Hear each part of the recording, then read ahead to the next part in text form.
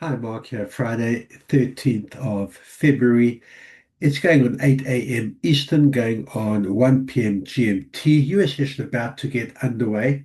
Let's have a look at the dollar index going into today's session. Slight gains so far through the Asian European session. I've got support at 96.81. I've got resistance at 97.06. US dollar holding its own, certainly in light of yesterday's sell-off, which we saw pretty much across the board. The US stock markets, we saw gold, oil, Bitcoin all being sold off yesterday, all the risk assets. US dollar, as I say, did hold its own, not much of a rally. We'll see today.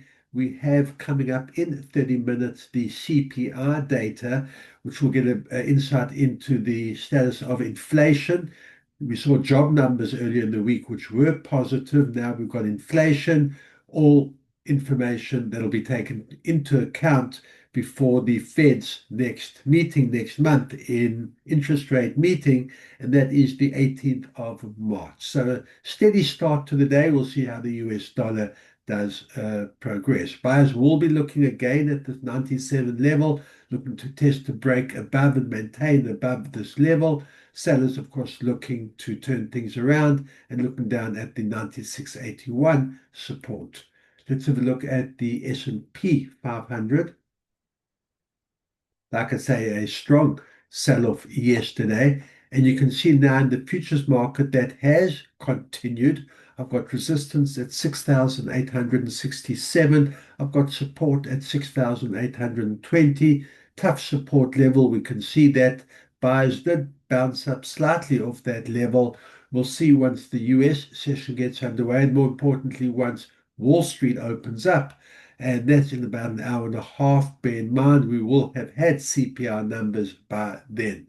But so far, weak US dollar equities in the futures market, and to get into today's US session, that continuing, we'll see now with the US session only minutes from getting started. Let's have a look at gold. Also sold off yesterday. Buyers fighting back that little bit today. I've got support today at 4,912. I've got resistance at 5,002. 5,000 is the level that buyers will be looking to test, break above. Sellers, of course, looking at this 4,900 area. Gold could well take its lead, its cue today from the performance of the US dollar. Let's have a look at Brent oil. Big sell-off yesterday. We saw that. Today, still hanging around those lower levels. I've got resistance at $68. Buyers did break above the close from 67.60 all the way up to that $68, unable to maintain and back down now, sitting at 67.29 with 66.88 the support level. We'll see whether sellers can maintain below this 67 level. Hasn't been able to do so over the past week or so, but testing again that 66.88. Sellers will want to break below and be looking for this series of higher lows that I have. Sellers, that'll be the next target on the downside. Buyers, of course, will be looking to bounce up off today's low and looking back up at the 68 level. Bitcoin,